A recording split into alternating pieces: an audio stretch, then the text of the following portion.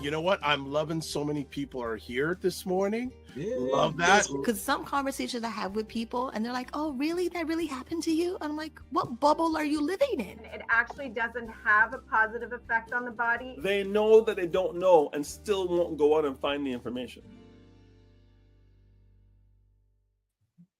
What is up, everybody? It's Dr. Vibe here, host and producer of the award-winning Dr. Vibe show, the home of Epic Conversations, and I'm the host of Epic Conversations, 2018 Innovation Award winner, 2020 Best Podcast News Award winner given out by the Canadian Ethnic Media Association.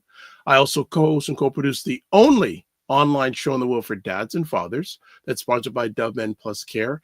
And being part of that team, I've reached out, not the team, not me, the team has reached out directly and indirectly to over 400,000 dads, fathers, and male caregivers around the world. So as always, I like to say you're blessed, highly favored, a magnet for miracles, and a solution for someone's problem. Let me take a sip of water. Yeah, I've been noticing this week that I haven't been drinking, I would say I haven't been drinking enough water, but I've been doing a lot of sharing and talking this weekend. After a while, I say, no, my throat is getting dry. My mouth is getting dry. So we're okay. So looking forward to it. Actually, this is the first Friday of February, African History Month. They call that African History Month. So we're looking forward to it. Let me just put it out there. African history is every day, not just one day. I know some people call it Black History Month. I like to say African History Month because starts from Africa. So that is good. I do not think Ryan's going to be with us today. I have not heard from him, but the show goes on. And let's see what's going on in the chat. Fitness IQ says, Morning Fitness IQ. Hope you and your family are fine and safe. What's been going on this week for people who are chimed in live? What's been going on? Actually, I had a really interesting story I'd like to chat about. Was this Wednesday? Yeah, on Wednesday, I went to a retailer. I will not give their name because they're not paying me to do it. So I have a membership card from this organization, and there's different tiers of memberships. And I was just going to see if I had to renew my membership. Okay, no problem. Went to a service person at the desk and I say, oh, why do you have this membership? And I'm going, why are you asking that? And she goes, well, you know what? For you to benefit from this membership, you need to spend like $3,000 a year to get any benefits from it. And I go, well, I don't see myself spending $3,000 a year. And she said, no. What you need to do is, what I'm going to do is I'm going to reduce the level of your membership and I'm going to refund the money to you. I said, oh, okay, very nice.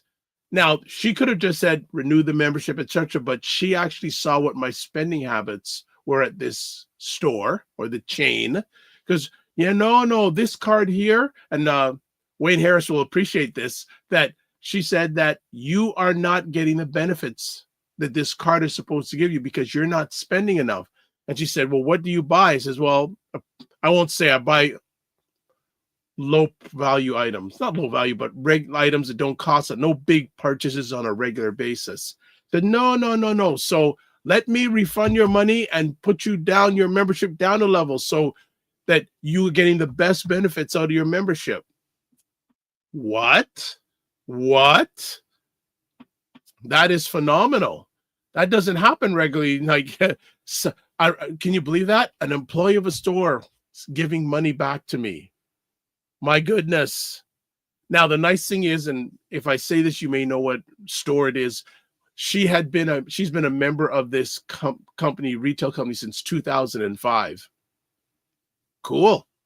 I said to her, you know what? I thank you so much. And I asked her, where's your supervisor? She goes, why? She says, well, because I want to compliment you, give you a compliment. She said, oh, well, she just went walking by there. I said, hold on a minute. So there's Dr. Vibe running this person down, her supervisor, probably freaking out. And I go, I said, are you the supervisor? Yes. I just want to tell you that so-and-so gave me great customer service. Well, thank you. No problem. And I went back to the person, the service associate says, yeah, it's done. She goes, oh, thank you. She almost was in tears that someone did that. That's just me. Excuse me, in regards to if you get great service, because many a time when we have bad service, we yell and scream about it. But when you get great service, compliment the person who gave you that service.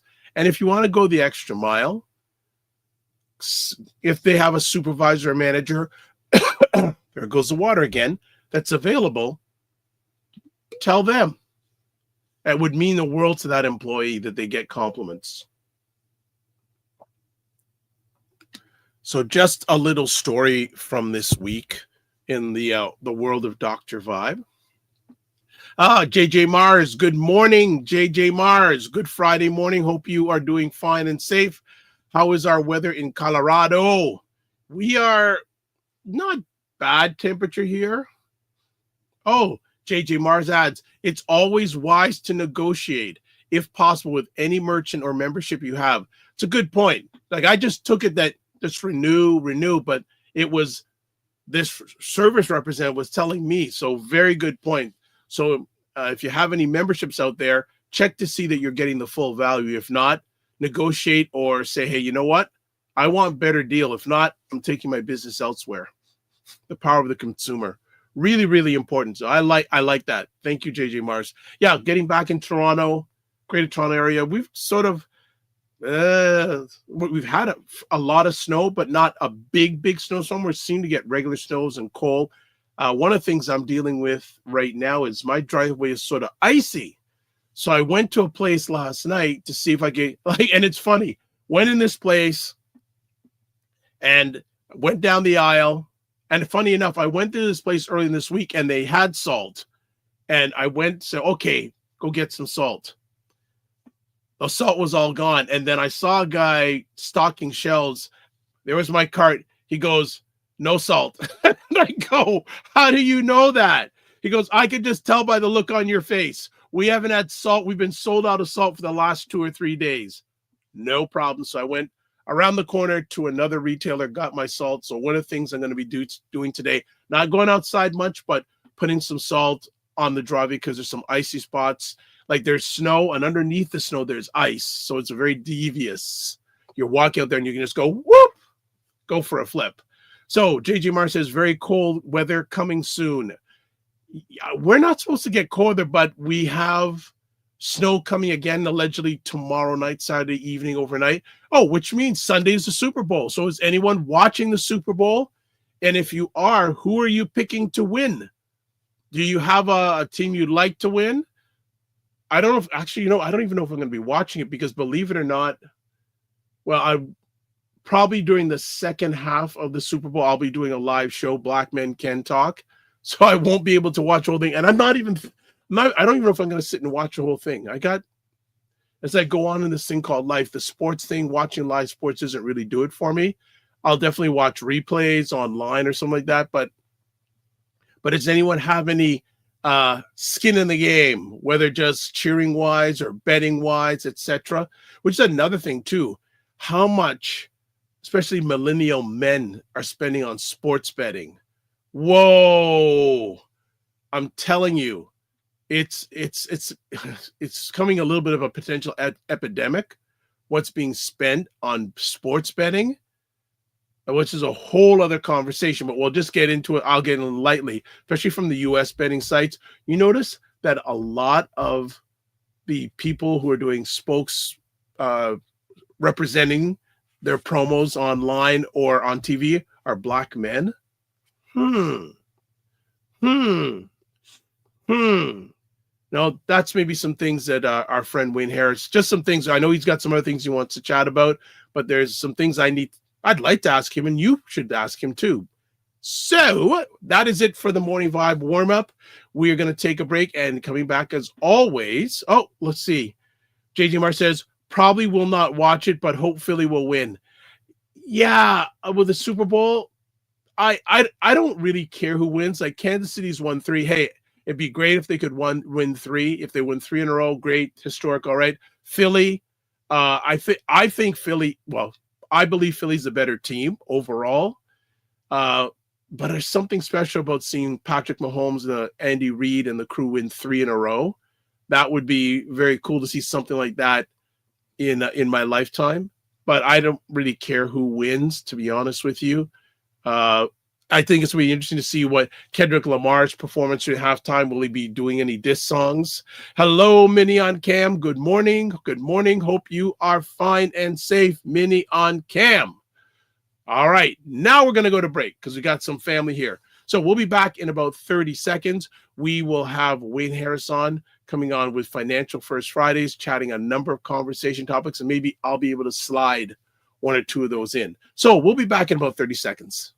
Black Canada Talking, where Black Canadians give their takes, POVs, and insights on local, provincial, national, international conversations. Cesar Nadima Musa. What is up, Cesar? Hi, Dr. Vibe. Thanks for having me. And it jeopardizes your ability to sustain yourself financially. 40 programs have been suspended due to the drop in revenue.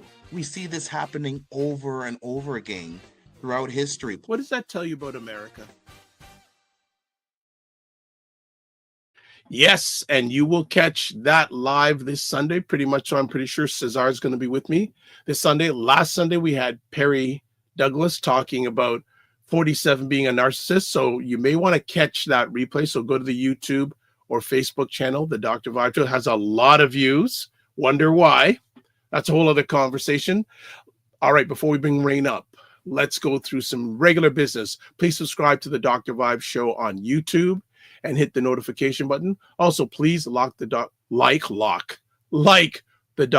Show on Facebook, LinkedIn, and Instagram. Join the Morning Vibe Discord group. Feel free to email me at dr.vibe at the drvibeshow.com. Advertise your business, product, or service on the show. Please feel free to email me at dr.vibe at the drvibeshow.com. Cannot forget Indie Soup Media, Indie Soup TV. That is a platform driven by our good friend Dr. Tachi in Fort Lauderdale, Florida. About 30 independent content creators, and in 9 months now, over 22,000 subscribers on the YouTube channel. So there's the YouTube information, there's the website information, and then coming up on Monday's show, myself and Ryan, I'm speaking, he's going to be back, is Carolyn Nicole, certified holistic nutritionist. And she is going to be rocking on Monday because whenever she comes on, people go crazy. She's going to be talking about how to have a healthy heart physically and mentally. Since this is the Heart Month, the Valentine's Day month, we said, let's chat about that. So that is what's coming. And there's a number of conversations coming up next week. I could tell them you now, but subscribe to the YouTube channel, especially, or the Facebook channel, and you'll get updated. I'm doing something Tuesday. Is it Tuesday and Wednesday evening? I'm supposed to go to an event on Wednesday. I'm probably not going to go to it now, but hey, that's life. Let's get to Wayne Harris. Mr. Wayne Harris is in the house. It is first Friday of February. How are you, my brother? How are you? Look at brother, loving. Hey, what's the thing with the sweater game? I saw some posts with you. I saw the sweater game. It's cold out there, Dr. Vibe. Cold. Oh, come on. Montreal is colder than this. Listen, I've become a lightweight. I'm living out here in the 905. You know, I've become soft in my suburban lifestyle. Well, always great to see you. And I want to say congratulations to your daughter. Yeah, she's doing big things out there. Share with the family. I saw some interesting stuff about your dear daughter. Yeah, she's one of the, I guess, poster people for Black History Month at McMaster in her program of Masters of Biomedical Engineering and Engineering Science. So she's doing her thing out there. And hey, you can be Black and you can be female and you can be in engineering and research. And she's offering her support to be a mentor because she was mentored to get into her program. So she's, doing a 360 and giving it right back. Nice. And rest of the family is good. And did you and Angie receive some sort of award? I saw a lot of pictures of you and Angie. Yes, yes, yes. So we're the back-to-back brokers of the year for Jeez. Eastern Canada. So we're doing our thing, making it happen. Congratulations. Thank Congratulations. thank you for giving me a platform to be able to help the family. Well, you know what? It's my pleasure and more. It's my pleasure and more. I, it's just, it's not good to know you. It's great to know you. Thank you, It's just, Doctor. it's not good to know you. It's great to know you. So anything I can do to help Wayne Harris and his family, because I know that it doesn't just stop with the Harris family. It's always bigger than the Harris family. So I really, Each one teach one. That's what we're okay, doing. well, there you go. Good foundational piece. All right. I was going to ask you about how financing has looked so far this year, but hey, this will probably tie into what you wanted to share. One of the two things you want to share about today, RRSPs. So definitely for our Canadian family, for those who are not familiar, can you explain what an RSP is and how it works? Yeah, RRSP is a registered savings plan that provides a facility that the Canadian government allows you to save money and not pay tax on the money while the money is in the registered investment. So there are non-registered investments which are open. These are your cryptos and your stock trading and so on. And then there are two registered programs. There's the RRSP, Registered Retirement Savings Plan, and there's a tax-free savings account, which is the TFSA. There's a third one that was invented in 2023 called the First Time Homeowner Savings Account. So you have three buckets of registered money, and when the money is registered, that means you can name a beneficiary and the money can transfer to the beneficiary without a lot of delay. There's still going to be delay if the money is in an investment account or a bank because it becomes a part of your estate. And once it's a part of your estate and you make more than $50,000 in this province of Ontario, it goes to probate, where you have to pay 1.5% of your estate value to the government for the privilege of dying an Ontarian, regardless of where you die in the world. But you can avoid those by having your registered accounts and your non-registered accounts, running them through an insurance company rather than running them through a bank. And no shade on banks. I use banks. Banks are great for checking accounts and savings accounts and for changing your US money into Canadian dollars, which is a great time to do some of that now because the Canadian dollar is at a 20-year historic low. And if you have US dollars, you're going to make buku on the exchange to your Canadian money. So think about it. If you have debt out there and you have US dollars kicking around, you're going to get a kick in the right direction to translate that US money to Canadian so you can go and pay your debt. And there's no tax to convert money. One of the few things that we don't pay taxes on. Okay, so Fitness IQ Cam says, Morning, Mr. Wayne Harris. Okay, More than and money. Minnie says, while RSP that are not segregated funds avoid probate. I don't understand that clearly. Do you understand clearly what's being said there? I believe that she's saying that big RSPs that are in a bank or in an investment firm like a Wealthsimple or PC Financial, whatever Canadian tool you're using, that's in a bank, it's a part of your estate. Segregated funds are segregated from your estate, so they avoid probate, they avoid taxes, and they avoid the delay of having to settle the estate before people can get their money because the beneficiary in a segregated fund is in the first position to receive the funds tax-free, creditor protected, bypassing probate. But if you do the exact same thing in a bank, the government is in first position, creditors are in second position, and then your family or whoever your named beneficiary is in third position. Whoa. Oh, that's some knowledge right there. That's probably something not the general public knows. Trust me, I did not know that before 8 years ago. And that's when I got my license and studied, and I went, well, why would anybody do this at a bank? Knowing that, we all assume people are going to die, in their 80s and 90s and beyond, but people die in their 50s, people die in their 30s, people die in their 20s. And if you have things sitting in your estate, the estate has to be satisfied and settled before many of those payouts can be done. Then the fact that you have a named beneficiary means that we know where the money is going, which is great, but we still have to pay the first and second positions before that money can be allocated. Okay. It could take months or years for the estate to settle, especially if it's being contested by family members who thought they should be in the estate and are not in the estate, and wives or people who are separated but not divorced. And we have a lot of that in our community where you're living with your new partner, but you haven't divorced your old partner, and you haven't updated the beneficiaries on your work insurance and your work RRSP and so on and so forth. And you happen to be driving in the wrong part of town at the wrong time, and you're gone in that accident.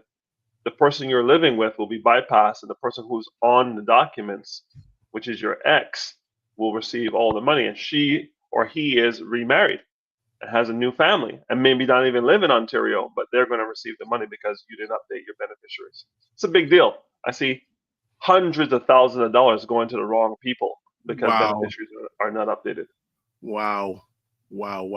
So then what are the key benefits from your lens of contributing to an RRSP? Okay, so first and foremost, RSP is tax deferred, not tax free. It means we're old enough to remember the Fram oil filter commercial. It says you can pay me now or you can pay me later. Pay me later.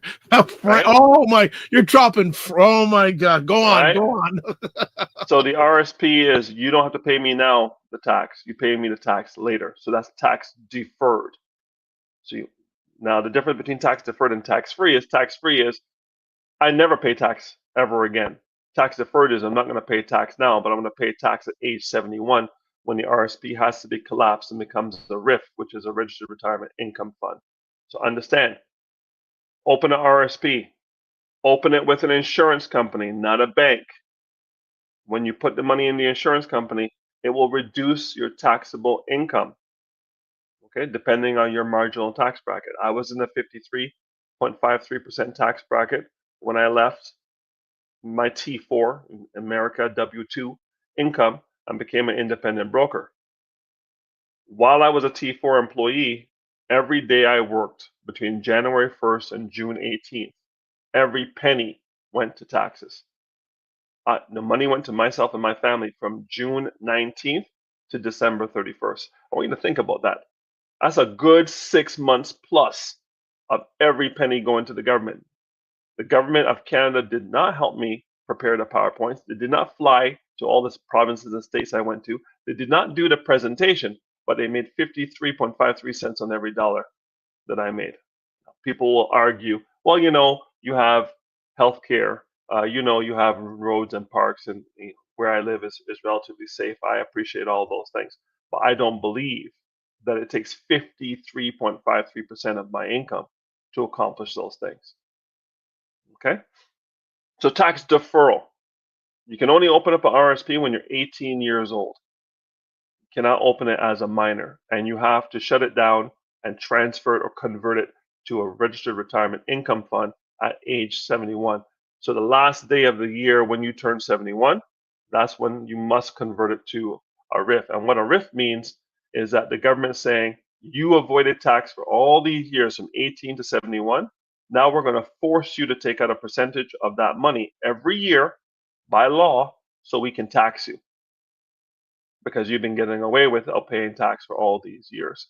And when that money comes in, if you are making too much money from your existing work pension, your Canada pension plan, and your old age security, it will step on your old age security. And after paying into old age security from 18 to 65, it will step on that and reduce your old age security when that money comes in and increases your income, because you might still be in too high a tax bracket because you did too well as a Canadian during the time that you were working between 18 and 65. Ouch. Yes. Yeah. So then what's the difference between an RSP and a TFSA, a tax-free savings account? All right. First, before that, I want to address that my contact information is the Calendly has been shut down. Which is why I didn't mention it in my bio. Okay. No problem. A good slip of the tongue. So All right, that's okay. WayneHarrisConsulting.com is where you can book me Okay, I'll for. change that and update that in real time. Right. So I've got 3 meetings, 30 minutes online, 60 minutes in person, and an onboarding, which is really my wife's link to help with the administrivia of working with me and getting you all set up and getting the paperwork together.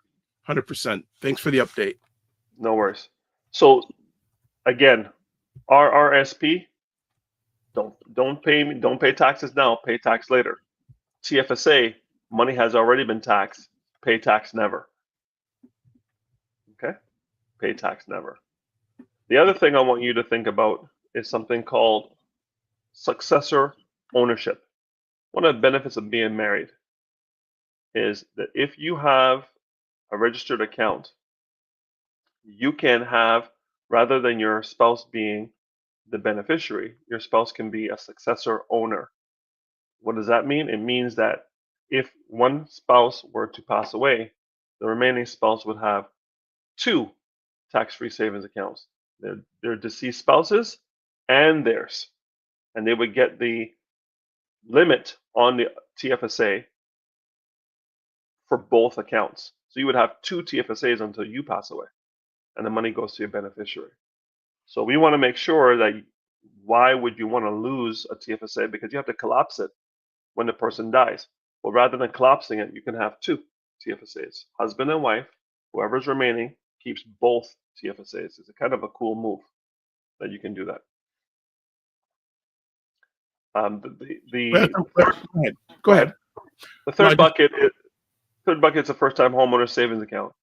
So back in the day, we only had the RRSP in the 60s until the TFSA came out in 2009, and the first-time homeowner savings account came out in 2023. The first-time homeowner savings account is designed strictly for buying a house, but it also reduces your taxable income because it gives you a tax deduction for investing in this plan. And you can put $8,000 a year for 5 years, giving you $40,000 to put towards a down payment on a home.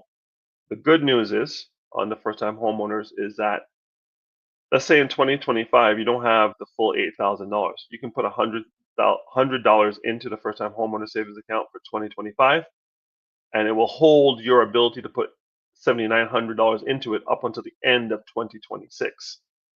So you can put $16,000 over 2 years, but you can't go backwards in a year. Once you miss a year, you've lost that year forever. So in 2023, when it came out, if you didn't open one, you never get 2023 back. You have 24 and 25. Okay. That's good. We got some comments here. So first up, Minion Cam says only 2 major banks in Canada sell segregated funds, which are BMO and RBC. And then she made this comment, then FHSSA is a blend of both. This is not my jam, so maybe Wayne can help me. And then Sure. If you want to comment on that, or I can go to more comments. Let me address Minion Cam's first-time homeowners. The first-time homeowners acts just like the RRSP in terms of tax deferral and tax deduction. The difference is the RRSP can be used for anything. The first-time homeowner savings account is only to be used as a down payment on a home. Okay, good. Fitness IQ Cam says TFSA pay tax never as long as there are any foreign stocks ETF with dividends. And then Mignon Cam says Fitness IQ Cam, and it's not for day trading. But then Fitness IQ Cam has a good question, says successor only for married folks. What about common law folks? Yeah, one of the benefits of having the ring. Okay, so it doesn't apply to common law folks at all.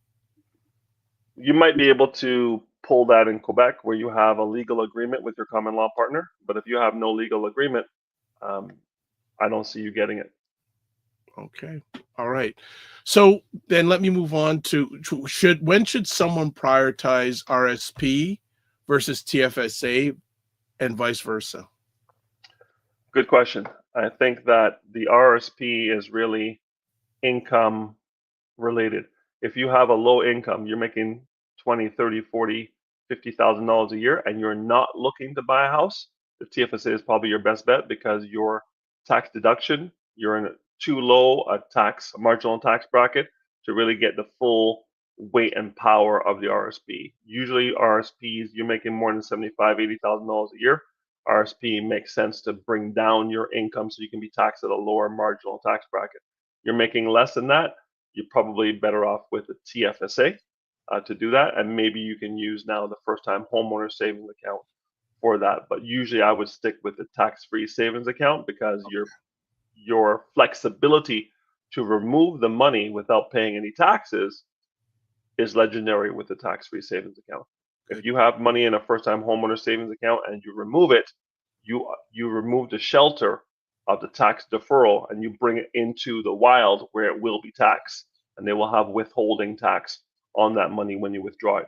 So for ease of access, if I'm making very low dollars, I'm going to do a tax-free savings account before I do a RSP. But if I'm making more than 75 grand, I should be looking at the RSP unless I have a work pension, because a work pension will take up your RSP room. Yes. Some pensions for public sector employees eat 16.9 of the 18% available to put into RSP on an annual basis. Wow. So if you put money in the RSP and you have a pension, you might be outside of your window of contribution, and you'll pay tax on every penny until you get that money out of the RRSP. That's dope information, man. Like when I was back in the work world, that if I'm in the work world right now, right there, that's a knowledge bomb right there, big time. Yeah, public sector employees should be looking at the first-time homeowner savings account versus the RRSP, unless they weren't working at the government from the time of 18. Let's say between 18 and 25, 26, you were working other places. You may have RRSP room. You can call the CRA and ask them to say, hey, how much room do I have? I've been working for the province of Ontario as a teacher for 25 years, but the first 10 years of my career, I wasn't a teacher. I was working as a waiter. Do I have RSP room? Or I was working as something other than a public sector employee. Do I have room? You probably do have room, and you can probably contribute up to that limit and not get penalized. Before we go any further, we have to provide recognition that the gentleman you call the Godfather has put a thumbs up and hope you're doing okay. Good to have you, Ray. Good to have you. From Jacksonville. Well, I don't know. He may be in. I don't know what. He's a moving vehicle. He's a man. He's a man of mystery. That guy. He's a man of mystery. The most interesting man in finance. Yeah, there you go. I like that title. I know he's laughing at that right now. If he's watching live, he likes that tagline. So Fitness IQ says, sadly, many people don't realize that it's not beneficial if you're not making less than $50,000 as an employee. There you go. There you go. There you go. All right.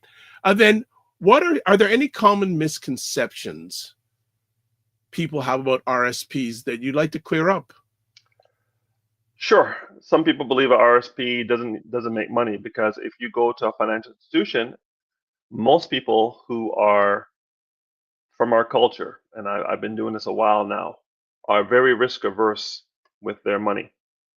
So they're like, I don't want to lose any money. I don't want to lose any money. Do you want to beat inflation? I don't want to lose any money. I said, do you understand that if inflation is 2% and your money is making less than 2%, you're not beating inflation. You're not making any money. I don't want to lose any money. I said, you understand that the United States has the largest capital market and a stock market that's been undefeated over time for the last 70 years. And still growing and still growing like it's even when it dipped right last week, it went right back up. The day of the trade threats, and then it went right back up. It will dip. It's supposed to dip. What goes up must come down. But over time, the S&P 500, Standards & Poor's 500 largest companies in the United States, and the NASDAQ 100, the 100 tech companies in the United States, those indexes are undefeated over time, 11 and 13% respectively. And they just do what they do. They just cook. So you can get access to the 500 best companies in the United States and the 100 best tech companies in the United States and not pay a large fee and let it cook and make us 13 or 11% with very little pain. Now, if you need the money in 6 months to go buy a house, I don't recommend the stock market. if you need the money, if you're in your 40s and you're going to retire in your 60s, you should be in there all day. The opportunity cost for not being there is massive. You should be there. So what people don't understand is you can put your money into something as conservative as the money market, which is you can't lose money, but you can't make money because it's going to pay 2%, which is about inflation. You can put the money into fixed income, which means you can't lose money, but you're only making 1 or 2% to beat inflation. And this is where when we go in and say, I don't want to lose money, I don't want to lose money, the bank says, giddy up, happy to put you in these very low yield investments. Where they and make then money. offer you a credit card at 19.9 and keep the difference between your 1% that you're making on your GIC and the 19% we're charging you on the credit card. That's how the banks make $3 billion every 3 months. There you go. Oh, the Macmillan Group says, good morning, gentlemen. I hope folks have their notebooks out. This information that's being given free here is what the wealthy pay top dollar for. Thank you for that. And that's coming from Ray McMillan, who's had been in the game for, that's why we call him the Godfather. Let's just leave it at that. Yes. That's why we call him the Godfather. Look at this. Elemental Notes. What?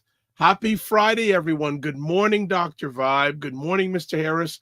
Looking good as always. Are you saying Wayne's looking good? I'm looking good, or both of us? But I want to hear from you. I have not heard from you in a minute. And listen, she loves the bold black and bald brothers. Okay, then that's it's called the 4 Bs, bold black bald brothers. 4 Bs. Okay. I'll need to drop that. I'll need to drop that next time I'm in an eye and say I'm the 4 Bs. If I'm sharing from a stage, I'm part of the 4 Bs. I love that. Let's go. Some credit cards are now almost 25%. Holy smokes. Yeah, credit cards that have loyalty programs or affinity programs. So if you want to collect travel points or movie points, or you're with American Express, you may have credit cards that cost you big money because they're giving you what they consider to be big benefits. So if you know how to use, like if you always fly WestJet and you pay your bill off every month, why not get a WestJet card and get a bunch of points to reduce the amount you're going to pay for travel if WestJet's your jam? If you use Air Canada, same thing. You can get an Avion card from RBC, which will give you travel and hotel discounts and whatnot. So you decide what your lifestyle is. If you're always going to Canadian Tire because you're a handy person, get a Canadian Tire credit card. If you're always going to Costco, get a Costco credit card. Go where it makes sense for you, where you know you can put enough business through that card and pay it off every month that you can get the benefits of the card without paying the higher interest. The interest rate only matters if you carry a balance. But if you pay that card off, you win. The other thing is the fees on the card. Like I have a card that has a crazy fee, like $800 a year I pay for this card on the fee. But the card gets me lounge access, and I travel a lot. And when I travel, I can go to the lounge. I'm eating for free. I got Wi-Fi. I'm sitting down. I'm chilling. It's great. Also, I get discounts on food and restaurants. I also get discounts on hotels and on travel and get different rewards. So 100%. For me and the lifestyle I have, and plus because I'm running my business, the card and the fee on the card is tax deductible. So I could pay tax, so I could pay the $800 fee and go to the lounge at Pearson. I'll take the fee rather than paying taxes because I get nothing. Well, I can't say I get nothing in return.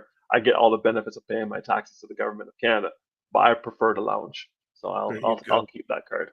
So Elemental Note says, bah, ha, ha, ha, ha, ha. She's not going to answer my question. So that's okay. I'm waiting for that phone call. So what age should people start thinking about, about withdrawing their RSPs, and what's the best way to do it? Right. So when you look at withdrawing, you want to look at a couple of things. First time, if you want to withdraw, you can withdraw because you need the money. And there's withholding tax. So they're not going to tax you at your full marginal tax bracket, but if you withdraw $5,000 or less, they're going to hold back 10%. So if you draw $5,000, they'll deposit $4,500 into your account. You draw more than $5,000, they're going to withdraw more, up to 20% of they'll hold back on tax. So you withdraw 10,000, they're going to hold back $2,000. Okay. Now you can withdraw without paying any penalty or withholding tax if you use the money in the RSP for first-time buyers program to buy a house, put a down payment on a house. Up until last year, the maximum you could withdraw without penalty was $35,000. Now you can withdraw $60,000 from your RSP and not pay any penalty. The caveat here is that when you withdraw the $60,000 from your RSP to put a down payment on your home, yes, you don't pay any tax, but you need to pay back over 15 years the money back into the RSP. And every year they ask you to put 1/15, 15 years, 1/15 of the $60,000 back, or whatever you borrowed, back into the RSP. If you don't, it's considered income, and your income will rise by the amount you didn't pay back. The second thing you can do is you have a lifelong learning plan where if you want to go to university and get an MBA or undergrad or whatever you want to do, you can borrow from your RSP or withdraw from your RSP tax free. Same thing, repay within 10 years, and you can go to school using your RSP. So a lot of the MBA programs that are out there, we're saying, hey, you can use your RSP money to pay for the MBA or certificate, depending on if it qualifies for the Oh, lifelong so that's learning. maybe that's one of the reasons maybe we see all these ads for MBA programs. Correct. Okay. So those two are two ways to avoid the withholding tax to get the money out.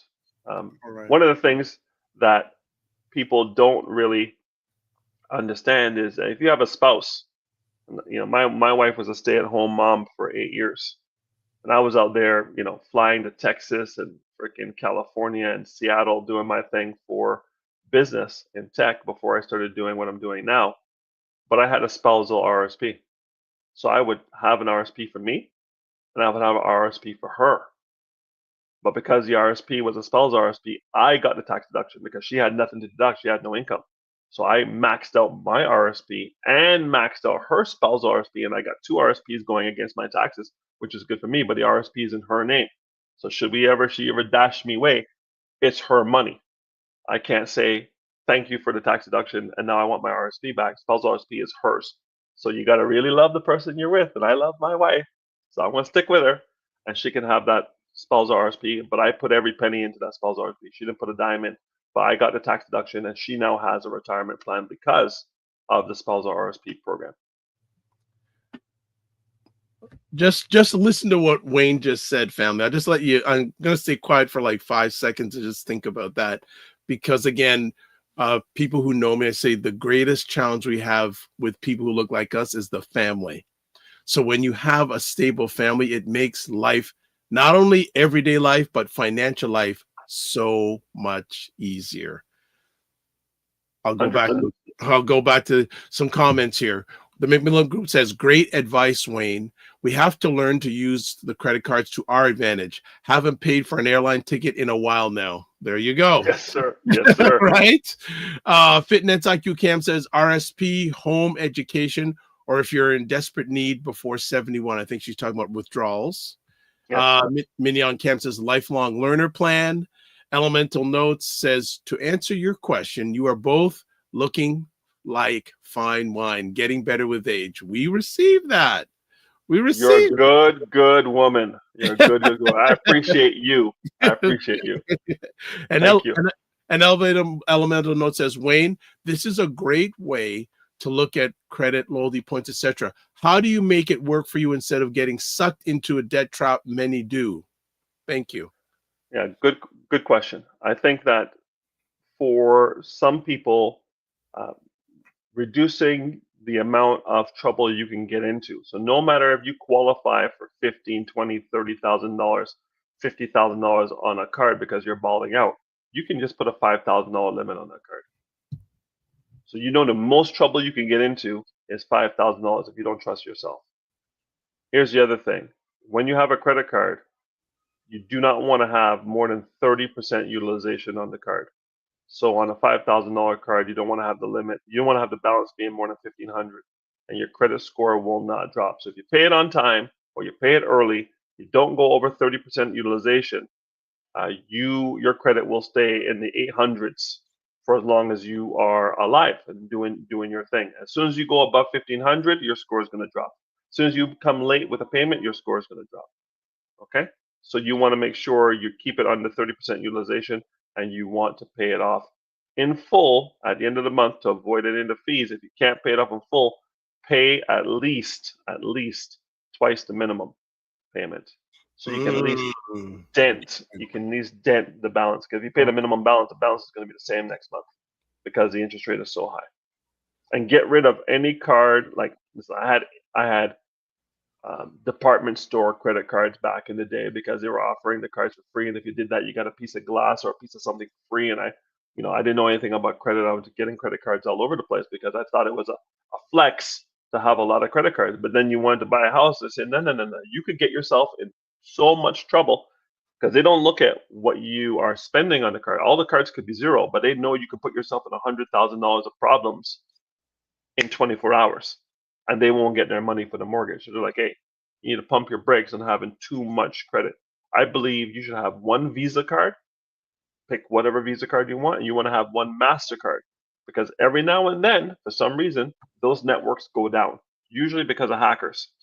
So when Visa is down and all you have is a Visa card, you're done, right? I remember, what was it? Somebody went down. Was it Rogers? Visa. Well, a few years ago, yeah, Rogers Cable Network went down for a few days.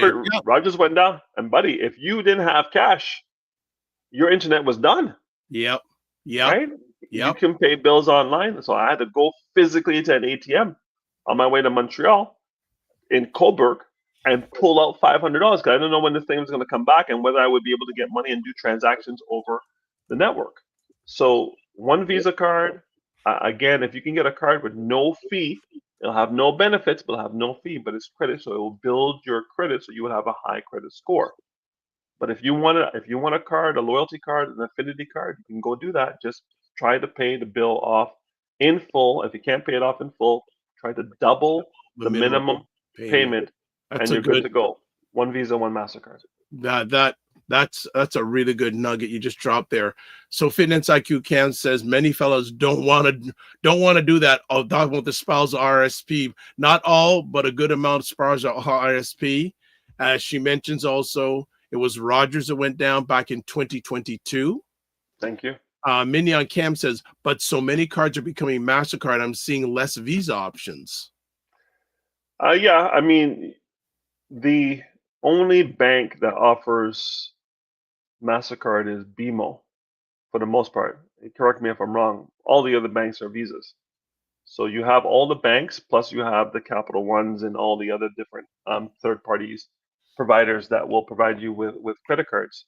So you really have to, like I said, 4 to 5 major banks offer Visa. Pick one.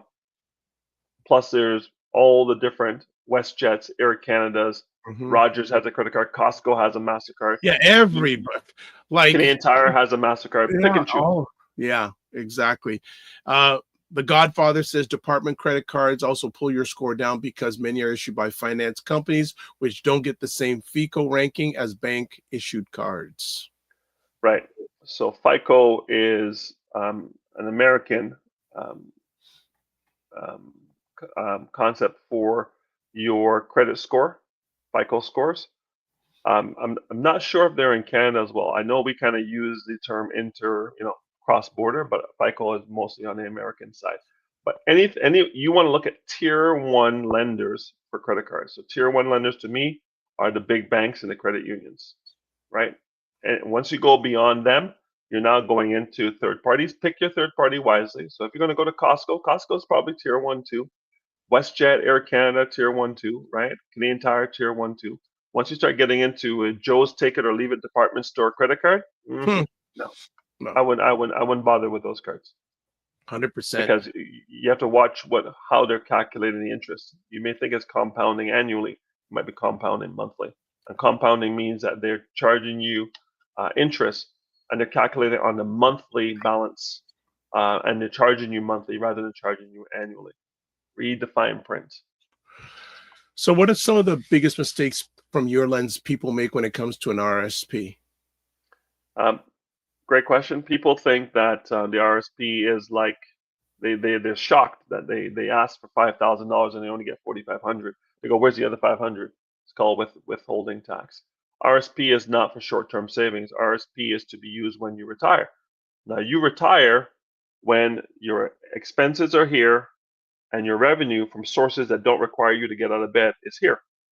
And if that happens at age 30, you can retire at 30. If that happens at age 60, it happens at age 60. If it happens at age 80, it happens at age 80. You want to have the expenses and you want to have the income and you want to have that gap without you having to get out of bed. This is the key. So I want people to know that if they want to retire, you just have to have your expenses in check and have revenue coming in that you don't have to get out of bed for, then you can retire. You don't have to retire 65 or 67 or 70. You retire when money is coming in sufficient enough to cover all your expenses without you having to get out of bed.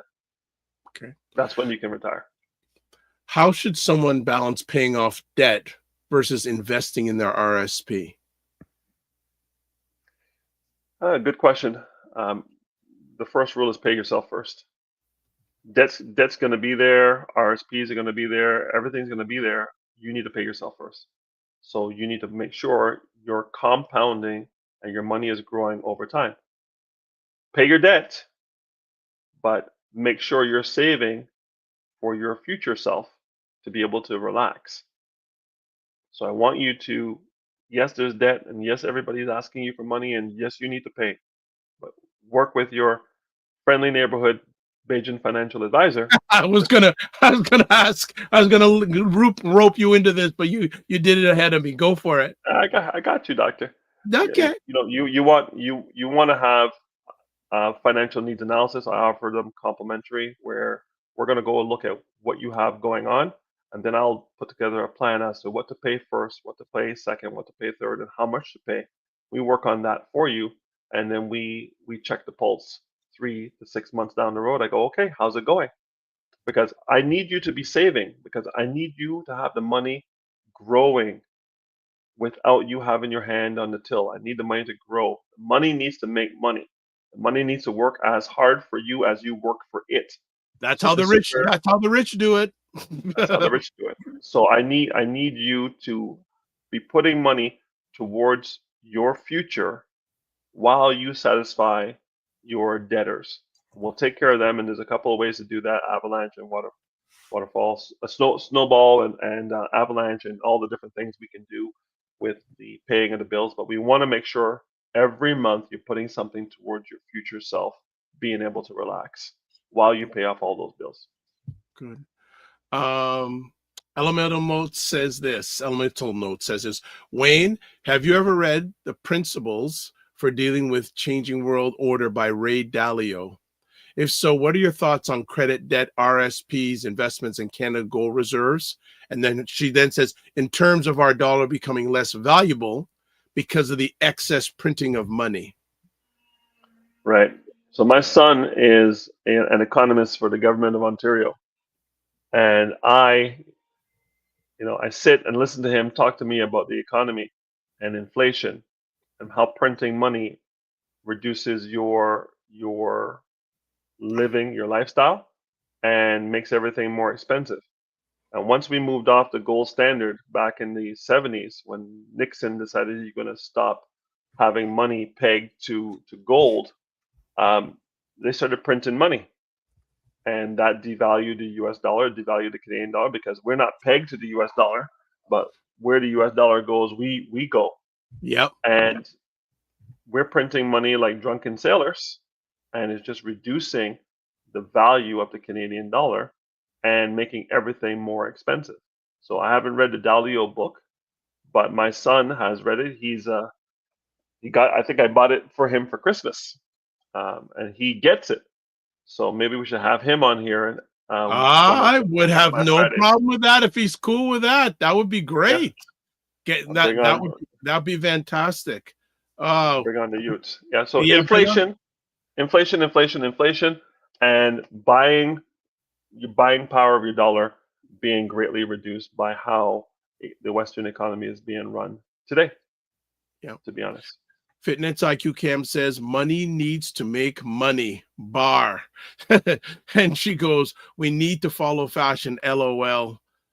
Okay, good stuff. She put this down wrong, but she did correct it after. Mignon Cam says it's supposed to read, we are not here to work hard, pay bills, and die. Right? So Facts. she could, and the we are not after. Great. Okay, good stuff. Yeah, you want to. The biggest lie in society is work for 40 years, Yeah. for 40 hours a week to retire on 40% and be able to live your life.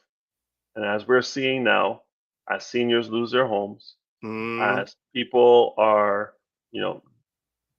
deciding between heating their homes in February in Canada and eating food, the cost of living is very high.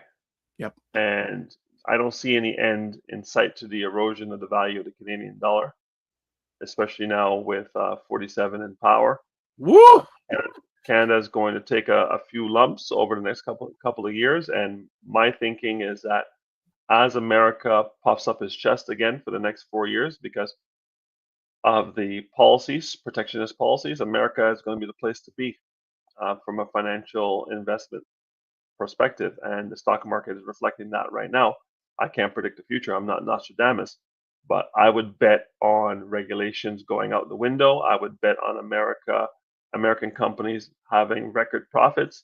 And if you're in that market in ways I can get you into that market and protect yourself on the downside, because segregated funds protect you on the downside. You can't lose more than 25% of your money. And if you die, you get 100% of your money back.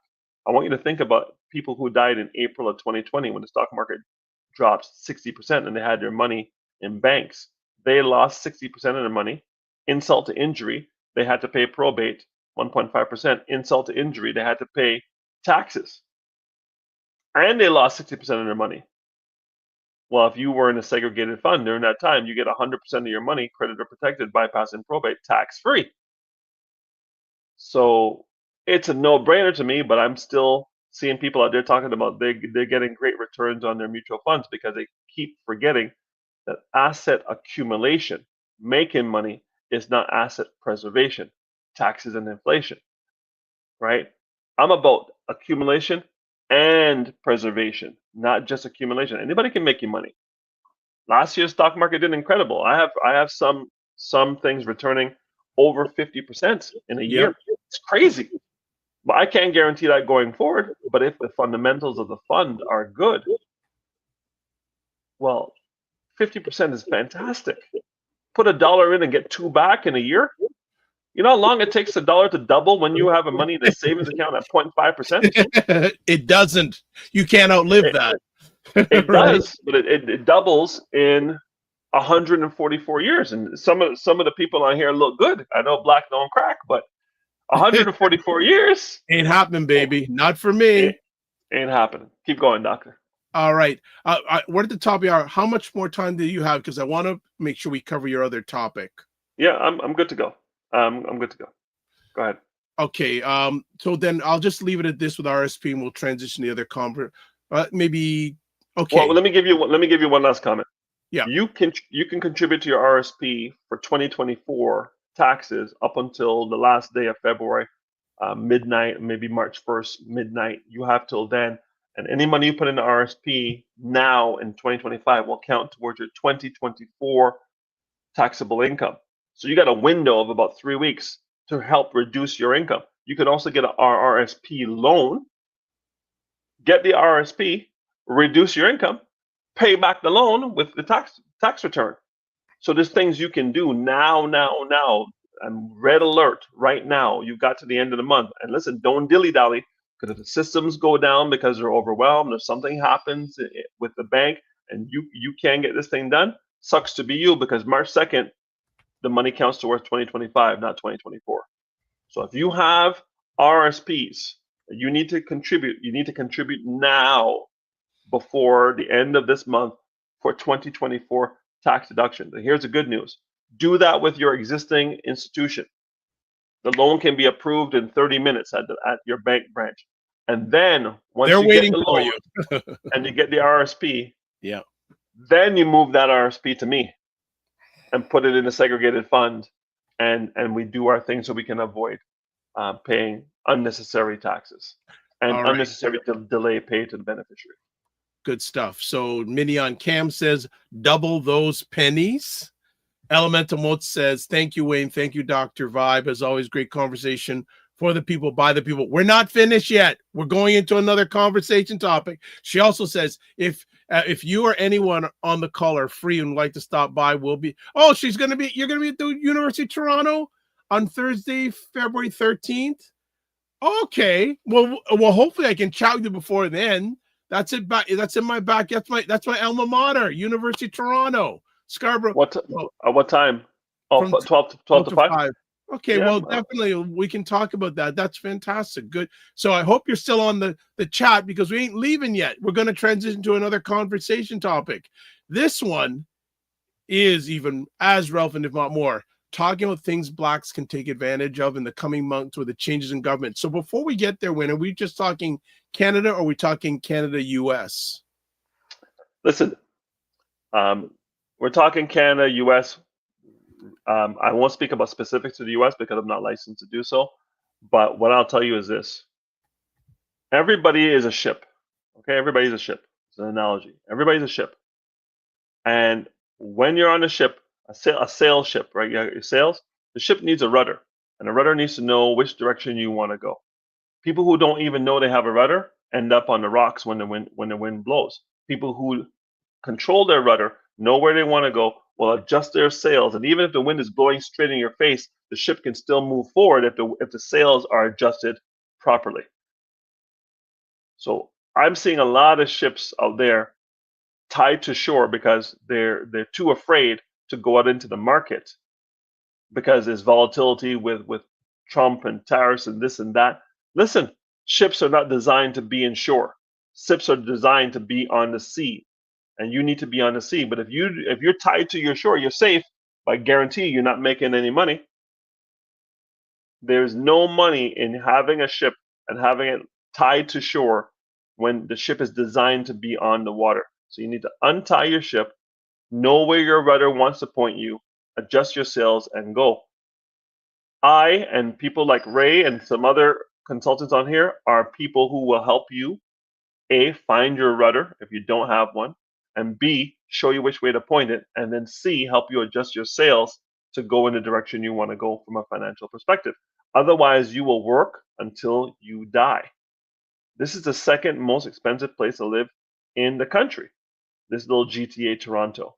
And some of you who are in the States are living in very high cost areas. The DMV is a high cost area. New York is a high cost area.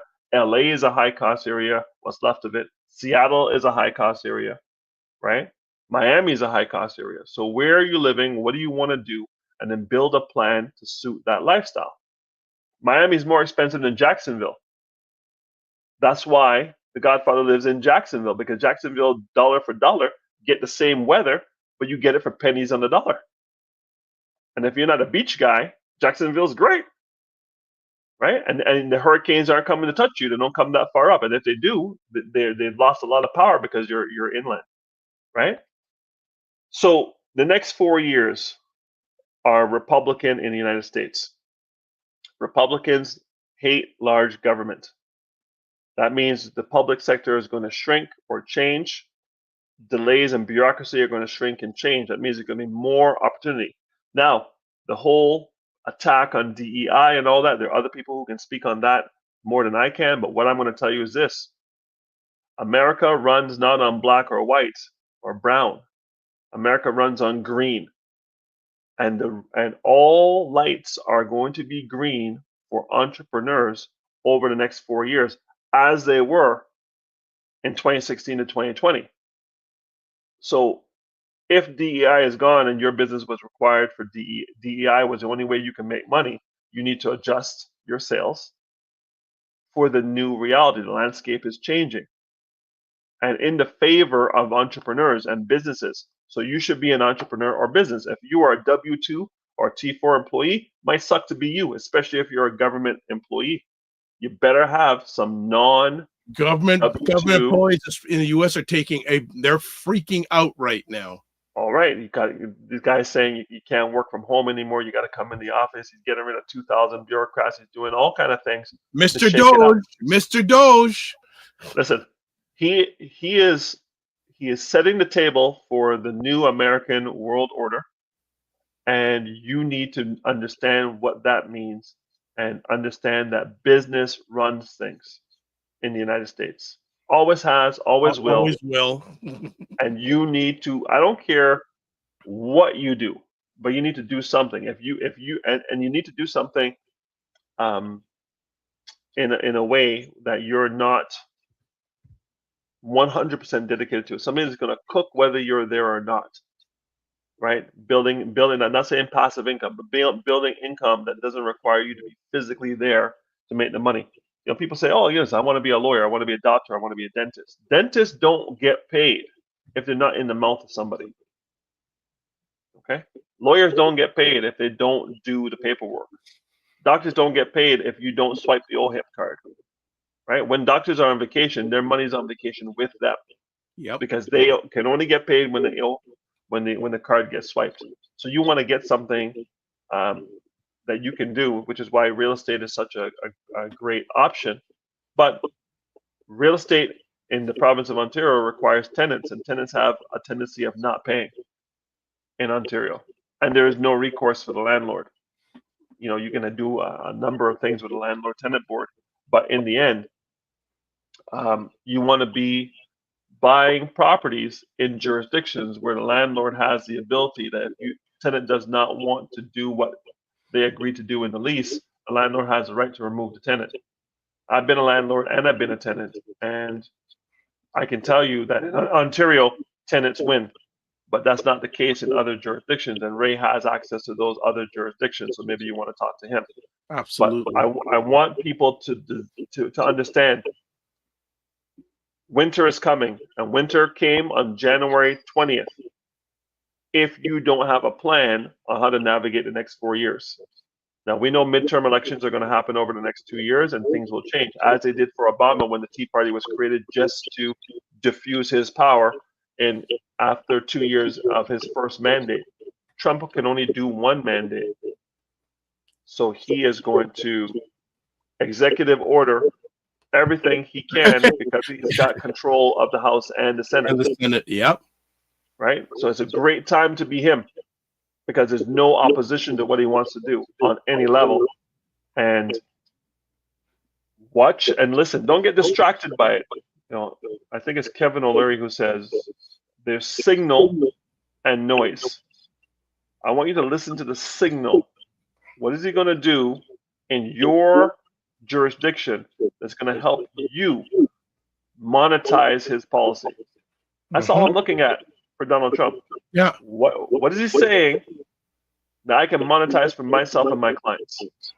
But that's why he says what he says, to monetize himself. That's correct. That's what he does. Yeah.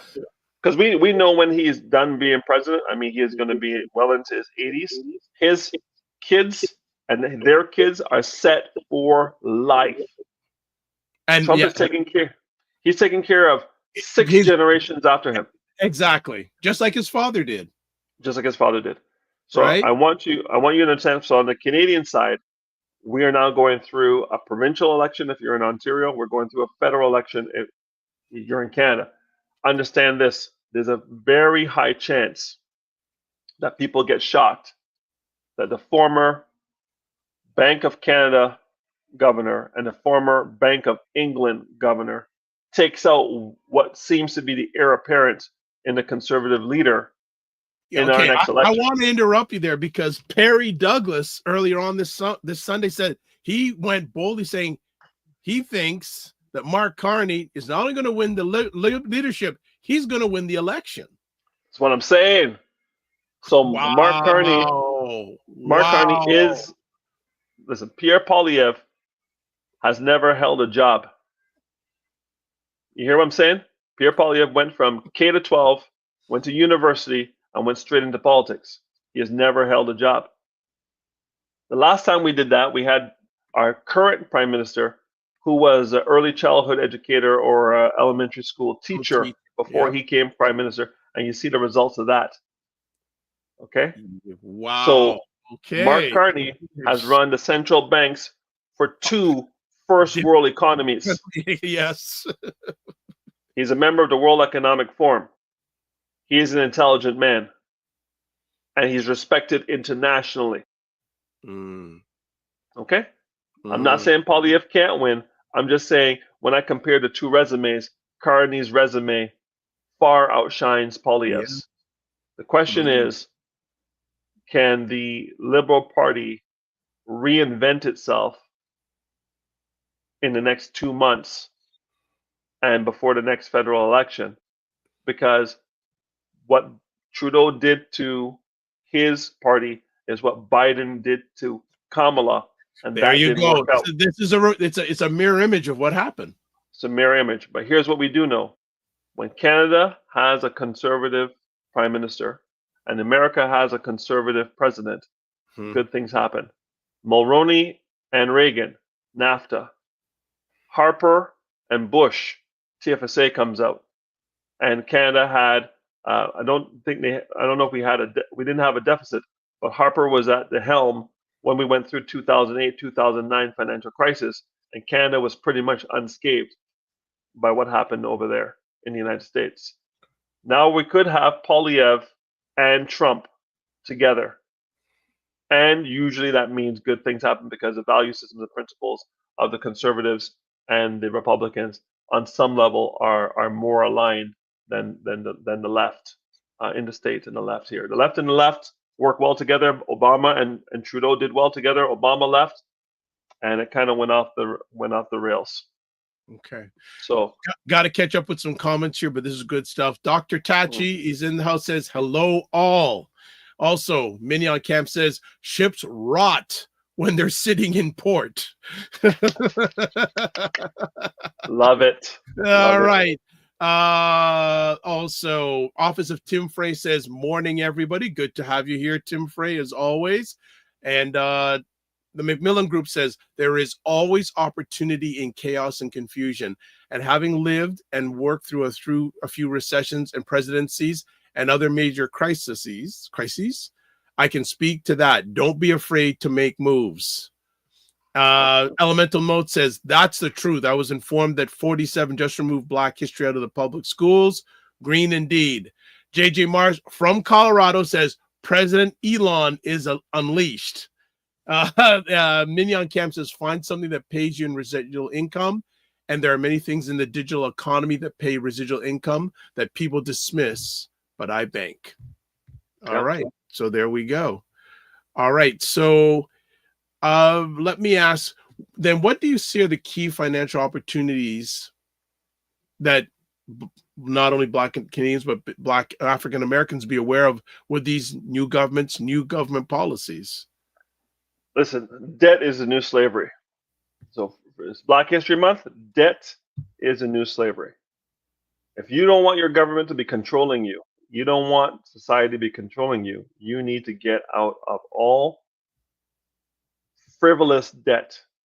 That means, I'm not saying stop shopping, but I'm saying if you're going to shop for something that's going to put you in position, an asset, going to debt for an asset that's going to generate revenue. Yeah. If I'm a 15-year-old and I live in an area where even if I live in an apartment building, but everyone around me lives in a house, and I go to Canadian Tire, I go buy an asset. It's called a lawnmower, and the other asset's a weed whacker. And I go take these two assets, and I go buy brown paper bags, and before I buy the lawnmower, I go around my neighborhood and say, I am cutting grass, $20 a lawn. I provide you the bags. If they go buy the bags themselves, the bags are probably $1. If they buy the bags from me, the bags are $5 because I save you the travel. And I put all those leaves in those bags, and I put all that grass in those bags, and I go, if I do 10 lawns a day, I'm at $200 a day. I'm 15 years old. Right? We need to teach our kids, Yes, getting a job is great, but entrepreneurship is right there for you. I have a kid. He lived in the Jane and Finch area, for those of you familiar with the area in Toronto. And there was an apartment building. The superintendent of his building where he lived said, you go to that building over there and you knock on the doors and say, I'm here to collect bottles. If you have bottles you don't want to you don't want to take the time to return to the beer store, I will take those bottles. I'm trying to pay for my school. And people gave him the beer bottles and the wine bottles. He made $150 a day. And every day after school, he would go to that building where it's warm and take the elevator with his shopping cart and go from floor to floor at $150 a day, cash money. By the time he went to university, he had university covered fully from wine and beer bottles. This is the entrepreneurial hustle. There you go. There you go. Like, and Wayne mentioned earlier DEI, diversity, equity, inclusion, but another commentator, he calls DEI development, entrepreneurship, investment. I agree. and by the way, as the latest governments try to roll back all the gains that were made over the last 60 years since the Voting Rights Act and the Civil Rights Act in the United States, as they try to roll these things back, Roe v. Wade gets knocked down at the federal level, giving the states the power to decide what they want to do. Hey, there are certain cultures that don't care. They just cook. Yep, they don't care because so go ahead. I want our culture to cook. I don't care what happens at a macro level, at a federal level. I don't care who the president is. You got to cook at your local level. You got to eat. You got to eat.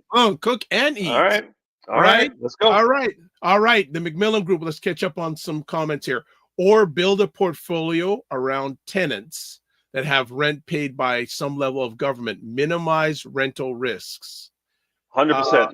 Yep. There are things you can do to have the government, whatever level of government, who will house veterans, house social assistance tenants, and the rent is paid for by the government, not by the tenant. So you have no risk of not paying. Now, they may destroy your place if they have a lack of respect for it and themselves, but even that, you can work with the government to get that resolved.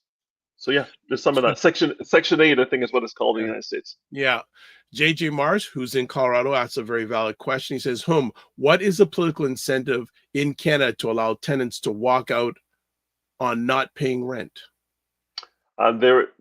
Only last year when Trudeau said it's going to count against their credit score, up until then, there was their impunity. They could do whatever they wanted and not pay. And there was no way to get them out other than trying to serve for eviction. And because the system is so backed up, they could come in, pay first and last month's rent, never pay again, and not get evicted for 10 months to 18 months before the hearing came up. So they were playing the game. And the tenant can do that because there is now a registry of bad tenants, assuming you're going to check that list and it's up to date and been validated and vetted. But usually, you can tell sometimes if a tenant is going to pay or not pay if you do 2 background checks. You do a criminal background check and you do a credit background check.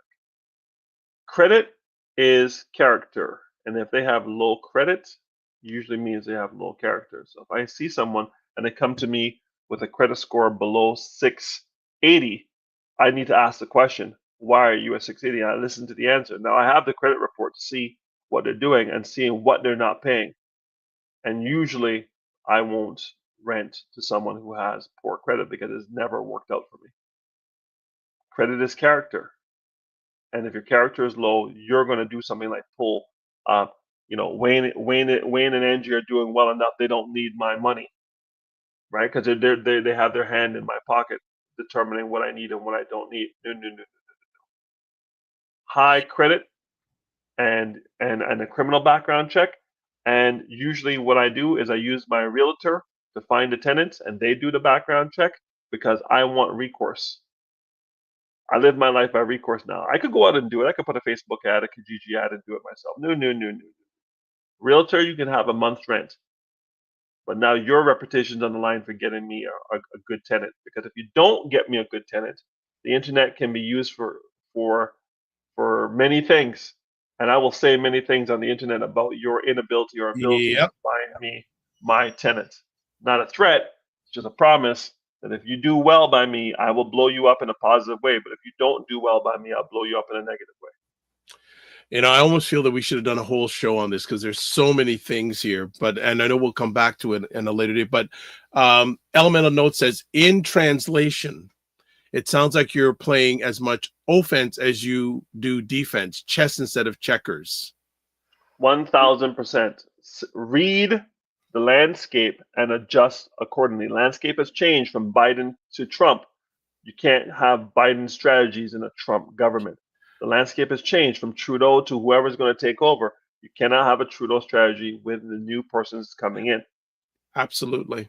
So, like for me here in the Greater Toronto area, well, we have a number of all news stations, but one does business reports at 26 after the hour and 56 after the hour. I listen to that more than the news. Yeah. That's just me. That's just me because whoever's in power, you got to look at your own yard. They're not looking at your yard. You've got to look after your own yard, right? No matter who's in power, I'll really get down to it. We, to political people, are commodities, right? Because when a politician, most of them go out to campaign, what do they need to get campaign stuff going? Money. What people donate the most money to campaigns? It's not the individuals. It's business people. So when they get elected in office, who are they going to serve first? They ain't serving you, me, and Wayne. They're serving the people that give them the big dollars. And your writing controls the vote. Exactly. So I live in one part of town, Vibe, you live in another. Everybody on the call, I can't walk to their house. They all live in different writings. The writing controls the vote. So you control the writing. So you have to live together. Other people have figured it out. We have yet to figure that out here in Ontario. And because of that, our vote is diluted. So the so-called black vote is really non-existent because wherever we cluster, we're clustering with people who A, may not be Canadian, they may be PRs and don't see an incentive to become citizens, so they can't vote. And others who are socioeconomically so detached from the political process, they don't vote either. But that's where we have our cluster of people at that socioeconomic level. So when you look at the people who are making, middle class, upper middle class money, we don't live in any concentrated area, so there's no reason to placate us with anything, which is why we get nothing most times. All right. Mignon Camp says Elemental Notes, it's always chess, never checkers. Elemental Notes says, I agree. She also says, I'd like to spotlight the intention behind what Wayne is saying. It's important to be conscious in your choices and make moves. Take action. Mignon Camp says, we have assets that are not dependent on local people. Need to maximize being a digital business. Absolutely. Sure. 20 years ago, crypto, who would have heard, right? Look at it now, right? Look at it now. And Cam also says, we also have social housing. Okay, then there was a question way back that Elemental Notes had, and I didn't address it, so I want to get back to it. Was something about where you were recommending credit unions versus banks. So I'll say the question, but I'll bring it up. But Elemental Notes was asking, do you recommend credit unions more than banks? The answer is always, it depends on your situation. So banks usually have higher fees for things that credit unions might include for free. Banks have a standard on how they give loans, and credit unions usually have less stringent requirements for those loans. So you might be able to get more for less at a credit union depending on where you are socioeconomically. So you can compare apples to apples. The credit unions are designed for the members, and they have a bucket of cash that pays back to the members, which the banks don't have. You want to get paid back from the bank, you have to get a dividend paying stock from the bank. But the credit union has a bucket of money that comes back to the members every year. So when you include all the benefits of the credit union versus the bank, you can see if it works for you or not. But usually, the inconvenience of the credit union Because the reason people bank at certain banks is because they walk down the street, there's an ATM, and they don't pay any fee. You work at a credit union, there is not going to be an ATM, or you have to use a third-party ATM. You're going to pay $1 for the privilege of using someone else's ATM to get access to your credit union money. So you got to look at the pros and cons of why you would want to be with one or the other. Okay. Okay. So here's a good question for you. How do you feel financial literacy can be improved within Black, I don't know, using communities, let's say the Black environment in Canada? 100%. So I'm out there. I'm out there talking to people. I always say this, when my parents came to Canada, came into Montreal, no one met them at the airport with a brochure saying, this is financial literacy for Canada. These are all the options available to you, and this is how you weaponize those options in your favor. No one gave them that brochure when they landed. From kindergarten to grade 12, most people I talk to, I ask the question, how many courses did you take on financial literacy? And the answer is none. So the question to you, Dr. Vibe, is if you have 0 courses from K to 12 and you go through 4 years of university, and let's say you didn't study business, you studied nursing, you studied law, you studied engineering, you get 4 more years of university and you don't study anything in financial literacy. And now you come out into the workforce and you are a professional, you're making good money. Do you pay more taxes or less taxes with that lack of knowledge? More. That's why the government is not incented to give There you you go. financial literacy. It's not in their best interest to weaponize you against them. So what I do, like Robin Hood, I don't take from the rich and give to the poor, but what I do is I get everyone who's in front of me and give them a body of knowledge so they can make better decisions, so they can reduce their tax footprint in Canada. So I'm a size 13 shoe, right? But from a tax perspective, 8 years ago, I was a size 22 shoe like Shaq. Now I'm a size 6 ladies. You understand? Because I've worked on my tax footprint and reduced it significantly. And this is the art and science of financial literacy. Not everything that's in a book or on a website, on a podcast, or even this is relevant to you. What's relevant to you is when we sit down one-on-one and have a discussion about where you are, where you want to go, and how you can get there in the most tax efficient way at a risk tolerance that you can tolerate. That's the art and science of what I do, and that's why I love doing. Well, and I think when we do this, all we really want you to do is take action. Like Wayne says, a lot of it may not be, or some of it may be, but if there's one thing, say, you know what, I got to look at my financial statement, or I don't understand this. Take action, right? Yeah. Taking the action is the key part. Really, really important to take action. Mignon Cam says, Charmaine Hussey, First Lady of ACBN, says, great information, re credit union versus banks. Mignon Cam says they sneak in some financial literacy and family studies on certain math classes, but they're optional courses that I took. Elemental Mode says, in my professional experience, credit unions also more like to have personable approach to your portfolio. Regardless of where you bank, the power of relationships is critical. Right. And just remember, if you put your money in a credit union, it's part of your estate and it's taxable. Okay. Just like a bank. She says, build your network to support your net worth. All right.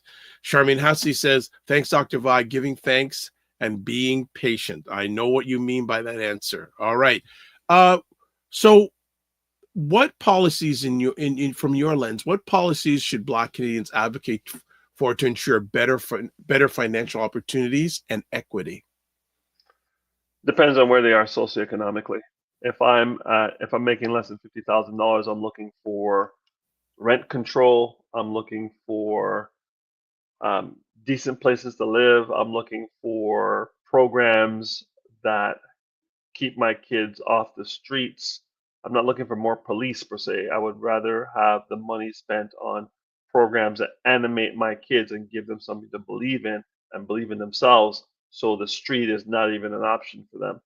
If I'm making between, if I'm got 2 parents and we're both combined income of under $200,000 a year, I'm saving for retirement. I'm paying off my OSAP. I'm trying to buy a house, as well as I'm paying big money for daycare. So which Black community are we talking about? Which is what I'm saying.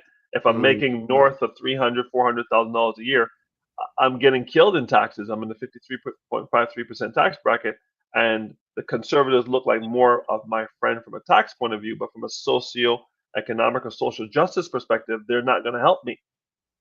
And my child, whether he drives a BMW or whether he rides a bike, he's still black, and that might matter in certain parts of where I live.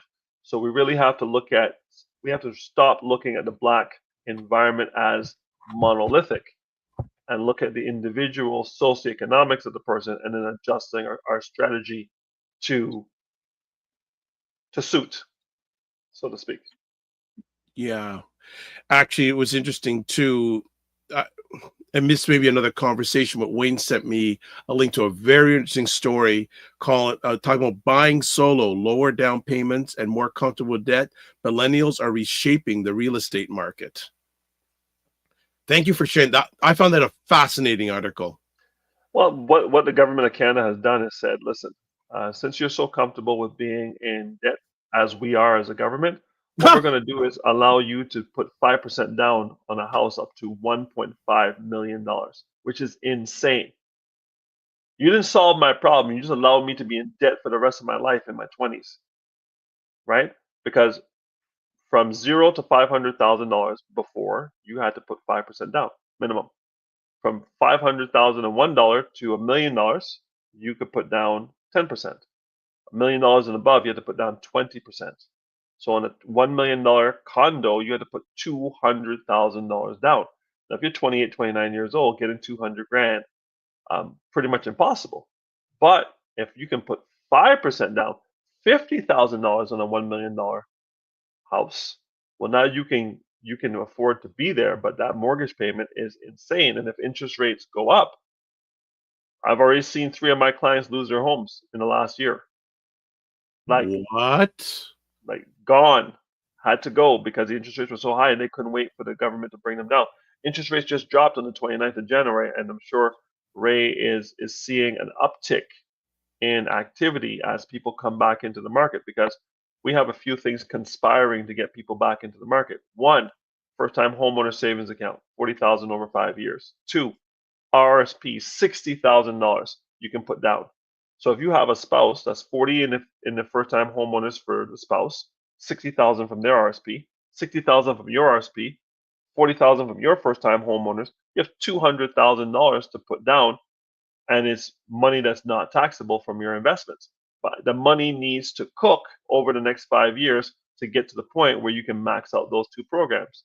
Then if you have low interest rates on top of that, and the condo market has dropped by 20% in the GTA, a $650,000 condo is now going for $500,000. The wind is at your back. All you need to do is adjust your sales with a financial coach who knows what he's doing, and a mortgage broker who is on the line who knows what he's doing.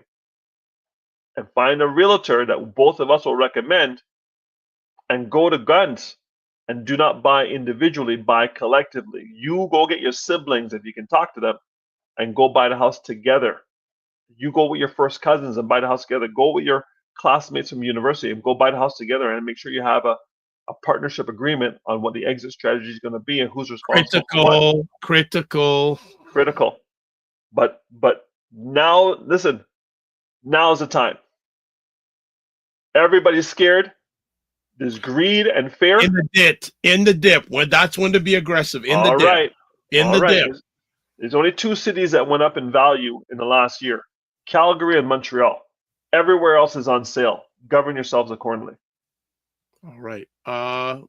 Let me ask, what are some smart investment strategies for Black Canadians looking to build generational wealth? First things first. Get a financial advisor. See where you're at. Tell them where you want to go. Learn your level of risk tolerance so you can sleep at night. And then go to guns. That's it. You got to have a plan. All right. Next up, how can Black Canadians navigate, or Blacks in general, navigate the rising cost of living and still prioritize saving and investing? Yeah, everything's a trade-off. I do financial plans, and I'll hear this. Oh, so my wigs are couple $100. I buy a couple of wigs a year, but this wig I've had for 5 years. I pay $60 for manicure every month. I have $50 for pedicure every month. I do my eyelashes, are $80 to $100 every month. All right. Then hair did, nails did, everything did. I have facials, and those are $100 a month. So people are spending money, right? They're spending money. And then one lady told me she spends $4,000 on clothing every year. I said, what? She said $4,000. How much? Okay, $350 a month. how much is she netting income-wise a year? Less than And 100 grand. you may want. I may get up and leave if you tell me. Less than 100 grand. Less than 100 grand. Savings, negligible. Insurance, negligible. RESP for the child, negligible. But hey, she looks fantastic. And that's what matters to her. You almost made me get up and leave. All Bye. right. I'm out here in these streets. You got to see what I see and know what I know. I wish I could sit with you during one of your sessions and just listen. Get your license and come. Get your license and come. Okay, another thing here. Are there specific industries or sectors that Blacks should consider investing in, given the North American outlook right now? Yeah, listen. Healthcare is always going to be. The pandemic told us that healthcare is going to be important. Banking is going to be important. Retail is going to be important. Technology is going to be important. I would when say I say retail.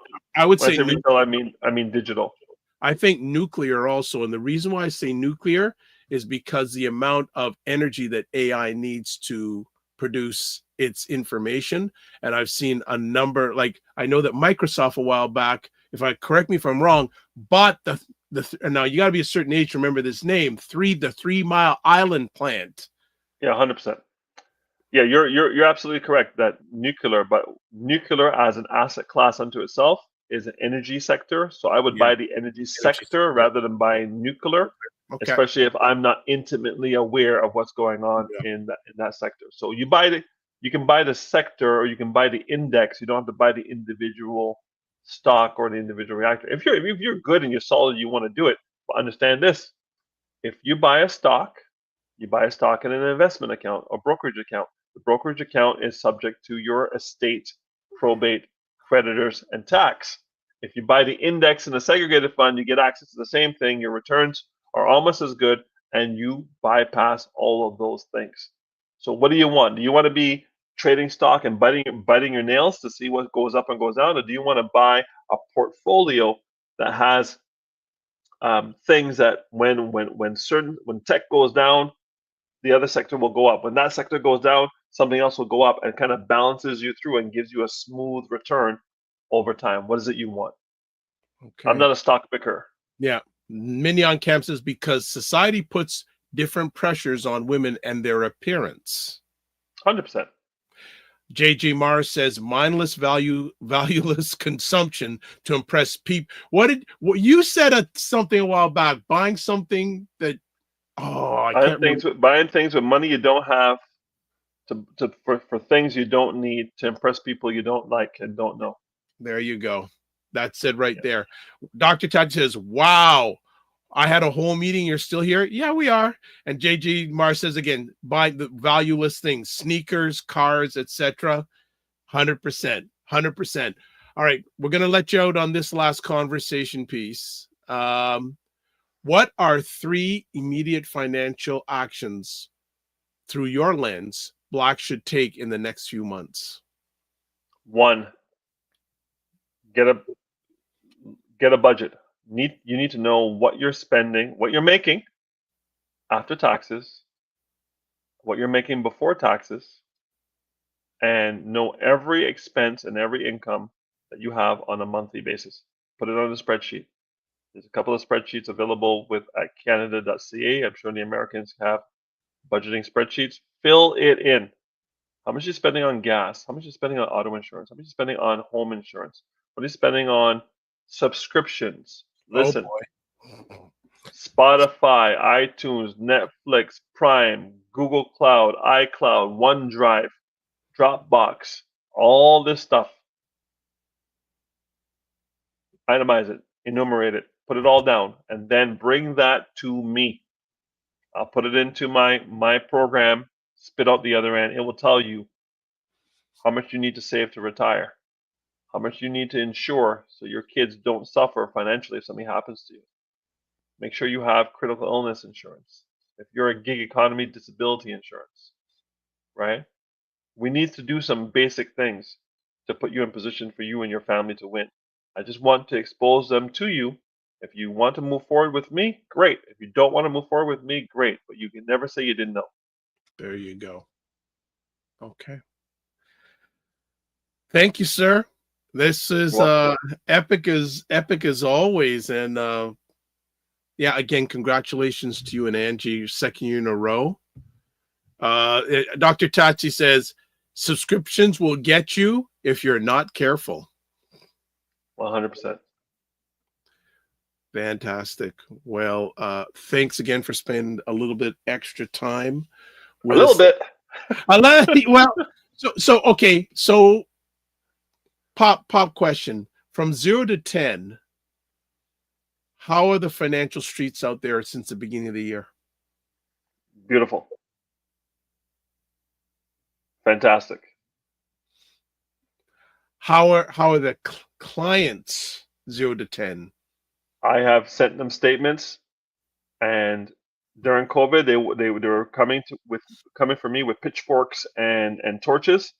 No one's coming with pitchfork and torches for me now. They're loving what they're seeing on their statements. And why is that? Or what's the reason for that? I like to use the word why. What is the reason for that? Because all lights are green on the U.S. economy.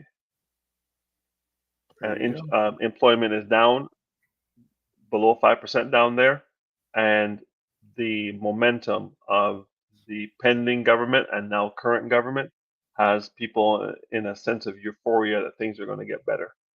So the market is looking towards greed right now as opposed to fear. Greed is, as Gordon Gekko said in Wall Street. Yes. You're reading my mind again, Michael Douglas. Michael Douglas. So you think Carney has a chance? I definitely think listen. I sat on this call and told you guys Trump was going to win, and everybody's No, you and I. No, you and I were the only ones. Yeah, I said okay. I said the only person who could beat PP is Carney. Carney still has to win the leadership. Yeah, I'm going to be very interested to see how that rolls out and if the party's unified post that. Well, they will say they're going to regardless, but anybody who is too close to the stench of the Trudeau government cannot win this election because of his Bank of England exit. Yeah. That carries a lot of weight. So, and I think interesting because internationally he has such a strong reputation. Correct. Listen, if I'm looking at two people sitting down with the heads of state at the UN or in the European Union, at the World Economic Forum or whatever, and I have a choice between Carney and Poilievre, Carney wins that battle. Yeah. Okay? But in terms of his association with the existing government and the carbon taxes and the capital gains taxes and all the different things that have been done, he was there and privy to many of those missteps. That might be his demise. So PP could win just because people just say, listen, it's time for a clean sweep, and it's usually time. Now it's been almost 10 years, so usually the pendulum swings the other way. If PP wins, great. He has two things to do to stay in power. Get rid of the carbon tax, get rid of the capital gains tax. You do those two things, right? And Carney, I think, has said he'll get rid of the capital gains tax. Correct. And then we have Dougie, and Bonnie, and he wants a mandate to battle with Trump over the next 4 years. Even though he said, even though he was caught in a hot mic. Listen, in the end, Bonnie ran Mississauga like a boss after Hazel left the throne. She was mayor, and Mississauga was doing well. Yep. This is a much bigger mandate than just Mississauga, it's the entire province. Now, Yep. Doug has proven that when push comes to shove, he's going to take care of his boys. Of course. Right? So I don't think that's going to be any different with Bonnie. I'm thinking, if Poilievre wins federally, Ford and Poilievre together, blue and blue for Ontario, this bodes well for us. If Carney wins and Bonnie wins, red and red, more of the same. Well, I don't think Bonnie's gonna win. You between you and Perry now, you're making me think about Carney. Yeah, Bonnie. Listen, the last Liberal government flamed out so badly. Yeah, that they weren't even an official party in the Ontario legislature. That's right. So she's coming from a massive deficit to try to win back some loyalty, because we remember the McGuinty and Wynne days and what happened with that. So I hope she gives him a run for his money, but nobody wants a rookie at the till right now going up against Trump when we know we could have a rookie at the federal government. Because either way, Carney's a rookie and Poilievre is a rookie. The person with the most tenure will be Doug Ford. So from a safety perspective, stick with the devil you know. So I think, and again, I don't have a horse in this race. Whoever wins, I will adjust accordingly. But some Canadians, some Ontarians are going to want a steady hand on the till, a hand that knows where the till is and where the till needs to go. That's the incumbent. Same thing at the federal level. The Liberal government is already there, right? And if they decide, I don't want a rookie, as much conjecture as he has and as much, bombacity as he has on the mic, I don't know if I want a rookie, a lifetime politician with no real world experience going on against the mic. 47. No, yeah. Compared to a guy that when he sits down across from 47 is going to say, okay, you ran the Bank of Canada, you ran the Bank of England, you might be a player. I'm not going to mess with you. True, because especially economically, he probably knows a little bit more than 47. His family does well. So yeah. So that's all I'm thinking. Okay. Dr. Tachi says, but him winning is not good for anything. I guess she's talking about 47. It's not a flex to be right for this one. Okay. Yeah. Like I said, I was going to win regardless of who won. There you go. Mignon Camp says Ford is making sure the vulnerable populations suffer, homeless and disabled. That's another This is true. Yep. This is true. I heard about the doubling of the ODSP with Bonnie if she wins, and the NDP are saying the same thing, which would be a boon for the disabled poor. I think that doubling ODSP, you have to pair that. I heard on the radio last night. You have to pair that against. Does it make more sense to be on ODSP, or does it make more sense to work? Because if ODSP is so high that it doesn't make sense to work, people will choose ODSP, and rightfully so. So it has to be high enough that you can survive, but not so high that you don't want to try to be gainfully employed. I don't know what that sweet spot is. I'll leave that to Mignon Cam. That's her area of expertise. Sweater Man, thank you. All the best. I'm out. All right. Happy African History Month to you, my brother. Thank you. Same to you, and have a great weekend. I may see you at some of these galas with the gala cake. Nah. No, I don't do no. That's a Gala King's jam. That's him a youth. He can go out and make himself nice and all that. Me gone. All right. Get Take out. care. All right, family. Another epic conversation. And again, just put it on the screen. This is how you can get a hold of Wayne. You can book him at wayneharrisconsulting.com. Email address wharris@harrismarketinggroup.net and Instagram at Wayne Harris Consulting. All right. Woo! We got Wayne for a good stretch today. Thank you so much for hanging by. All right, let's do some things to end it off. As always, subscribe to the Dr. Vibe Show on YouTube and hit the notification button. I'm hoping I'm at 1,670. I haven't checked this week, but I will say getting a lot of great traction on YouTube Shorts this week. Lots of good traction. Join and also follow me on Facebook, LinkedIn, and Instagram. Join the Morning Vibe Discord group. Email me at VIBE at the DR, VIBESHOW.com. Advertise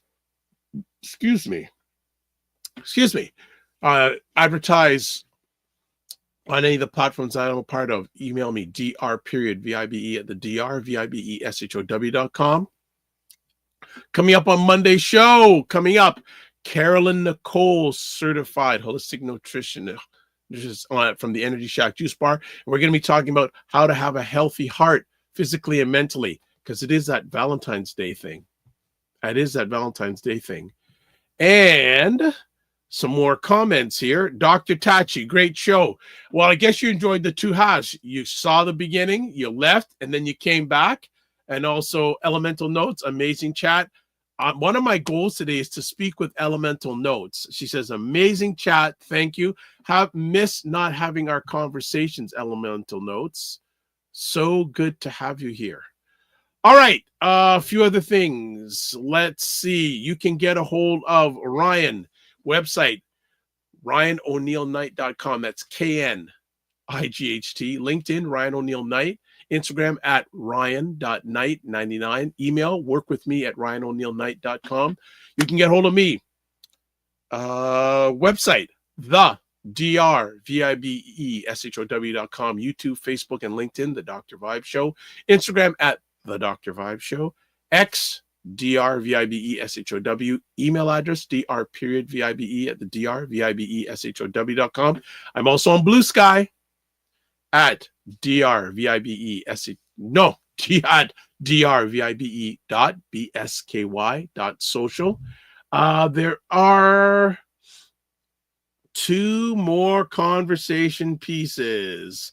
Mignon Cam says, yes, ODSB is my expertise, is my lived experience, and many people have no idea what they are talking about with it. And then Elemental Note says, let's do it. Yes, well, I'm going to reach out to you probably around noon hour or after 3 o'clock. So I'm looking forward to our conversation. All right. And you can catch replays of this epic conversation, The Morning Vibe, at the Dr. Vibe Show, YouTube, Facebook, and LinkedIn, and Afro Caribbean Business Network on Facebook, and Ryan Oneil Knight on LinkedIn. All right. We've got it all done. I think there's another comment here. Elemental Note says, cool. Yes. Overdue. All right. This is how we end it. Live your life as a dream. If you can dream it, you can make it. Sometimes you have to get small to get stronger. Block assumptions, then aim bigger, aim better, aim higher, aim wider. Love, faith, and respect. Don't just manage your time, manage your energy. Remember to give yourself grace. And if you're not making money, make history. Frequency Event Promotion just jumped in. Great weekend, everyone. Yes. If you're not making money, make history and make it better. And one last thing. Tomorrow, if you're watching this on Friday, Primetime Saturday with Aisha and Lala, 5 p.m. Eastern Time, 2 p.m. Pacific. Sunday, Black Canada Talking with Cesar, Nadima Musa, and myself at 5 p.m. Eastern, 2 p.m. Pacific, just before the Super Bowl. And then probably during the Super Bowl, Black Men Can Talk with myself, Paul Osborne, and Kofi Morris. God bless. Peace to all. Keep the faith. Walk good. Bye.